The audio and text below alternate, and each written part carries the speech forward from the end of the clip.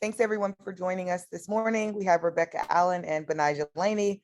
Please raise your hands with questions and I will try to get to everyone. We have a few more folks today, so please let's do one question and a follow-up. We'll circle back. Just re-raise your hands for additional. Brian Heyman. Hi, one for each of you. First, for Rebecca, how important do you think it is to make the playoffs this year, even if it's just for the young players getting that taste of it, that experience? I mean, I think it's important for everyone, not just the young players. Like, I know it'll be a great experience for them, but it's for the organization as a whole. You know, we haven't made playoffs in a little while now, so it'll be great for us. But right now the focus is on playing this game as hard as we can and putting our best foot forward. And for Benijah, what do you think has been the biggest issue during this kind of losing skid that's, preventing you from winning games? I think it's what we've been talking about, just the little things. I think that we have shown growth, but it's still those certain things that continue to hinder us. And until we really just lock in for 40 minutes, 12 people and just like get it done, it's, but I think that we're ready. Like we've really been preparing for this game these last couple of days, especially coming off the loss that we came off of. So I'm really excited to see what we're going to come out and do tonight. Thank you. Jackie Powell. Good morning. Good to see you both. So I wanted to ask both of you, or I guess Benijah, to expand upon what you just said when you said you were preparing for this game. This is one of those back-to-backs. How was yesterday spent? And what did the group do yesterday to get ready for today, which maybe if it was different than something that had been done for another game, just with the urgency attached to this one? Yeah, like you said, there is a lot of urgency with this game. we need it. It's as simple as that. We need this game, and we all know that. So we sat back. We had a really deep conversation in terms of what we needed to do, both on and off the court, as players, as coaches, just to really come together and finish this regular season with a bang. Great, I appreciate that. And Beck, something that I asked Sabrina after the loss on Wednesday was, what should we expect from all of you tonight? And so that's what I want to ask you. What should we expect to see? This is a game where we're going to play with pride. We're playing with a name that's across our chest here, and it's coming out and just doing it together. I think it's not going to be one person out or anything like that. It's going to be all 12 players. Everyone's ready to go, whether you're on the court, whether you're not. You're going to see a real sense of unity in us doing it together. Thank you. I appreciate that. Christy Winter-Scott. Hi, ladies. This is for both of you as well. The series obviously is split 1-1, but in each of the two previous games, it's been a different lineup for both teams. So when you're talking about prep, how do you do that when you look at the film from the last time you competed and the lineups are totally different? I mean, we kind of take what worked well for us, and try and tweak the things that didn't.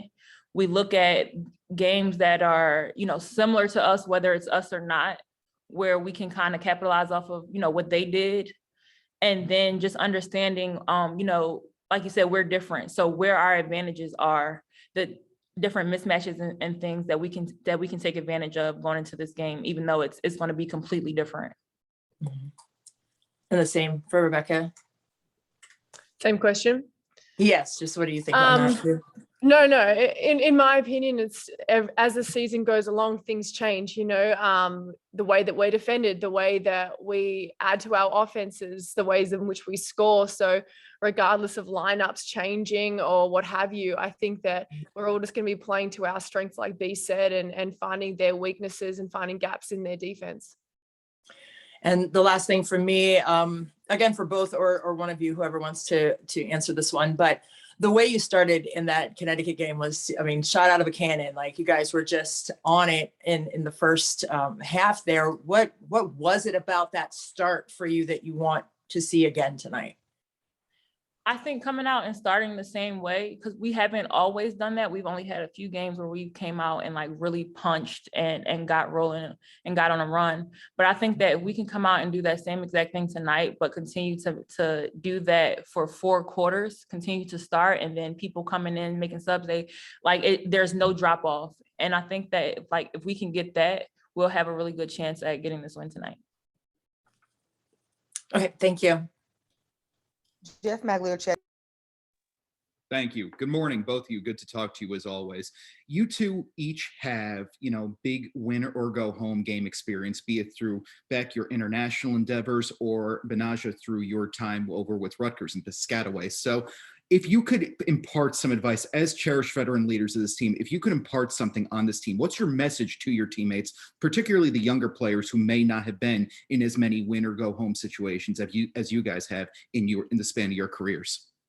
I think at this point, we really have nothing to lose at this point. And I think in those last few games, it was kind of like, it can be okay. It might not, but at this point we have absolutely nothing to lose. And I think that if we just remember that and we go out and leave it all on the floor, holding each other accountable, picking each other up, having each other's back, playing together, playing hard, then it won't matter. And we'll win, lose or draw, we'll be happy. And it goes into, if things work our way, it goes into the postseason. If they don't, if we carry that momentum into next year. So I think that it's just really important to go out and just leave it all on the floor. And Beck? I mean, ultimately, this is like a playoff game. And I think that in playoffs games in particular, defense is what is going to get you that win. So I think that if we come out and make the first punch, and that includes defense. So if we come out super aggressive, we make them feel like there's no space, there's no room for them to score easily. They have to go to all their counter actions, everything like that. I think that that's going to be us putting our best foot forward and making it as hard for them as possible. And to that, I think that's what worked well for us in that first quarter when we came out and punched. It wasn't necessarily our offensive execution as much as it was our defensive execution, our defensive punch, making them uncomfortable, getting steals and getting out in transition. So like Beck said, it will be about coming out and just playing hard, solid defense, being aggressive. Appreciate your time and insight. Both of you have fun out there tonight. Thank you. Miles Ehrlich. Hi, Benaja and Beck. My first question's for Benaja. Congratulations, first of all, on the W Slam cover story, and congratulations to Jackie too, who worked with you on that. What was that experience like for you, and how important is it for the growth of the game for young girls and boys growing up to see an entire magazine covering the W? It was really nice. It was a really surreal moment for me. I think especially just because of my journey and stuff.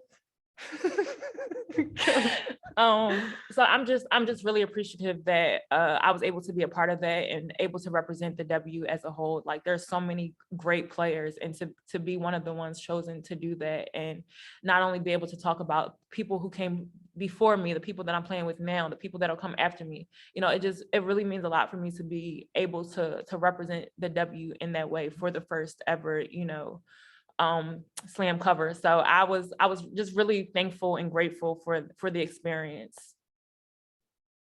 Thank you so much. And back to shift gears back to tonight, and a little bit of the past. You have a ton of experience playing alongside Tina and against her in practice for years. How impressed have you been with her performance this season for Washington, especially as that team has struggled to be consistently healthy around her?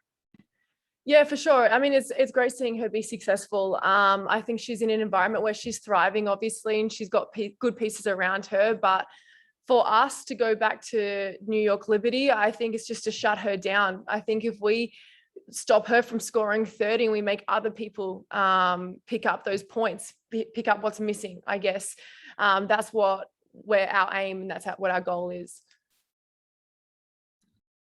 Thanks so much. Good luck to you both tonight. Thank you. Thank you. Andrew Lipton. Hi, ladies. Thank you. I got my water bottle as well. Benaja, you kind of answered the question, but I'm going to follow up a little bit. Everybody reacts to a do-or-die game differently. Some people are going to be loose. Some people are going to be tight. You kind of indicated, what do you got to lose? It seems like with that kind of mentality, you guys can take the court being loose. Is that something that you talk to your teammates about? Like, come out loose. What do you got to lose tonight? You know, I'm really glad you said that, because that is definitely something that we will talk about. We will talk about just going out, and like I said, we mentioned, like, we don't have anything to lose, but just going out and just playing loose, like, you know, not being uptight, like just having no pressure, because like we said, there's nothing to lose but to just go out, play hard, play free, just be ourselves, and just try and be our best selves without the pressure. Well, good luck tonight, ladies. Thank you. Thank you. Thank you. Thank you, ladies, and thank you all for joining us. We will send the recording shortly.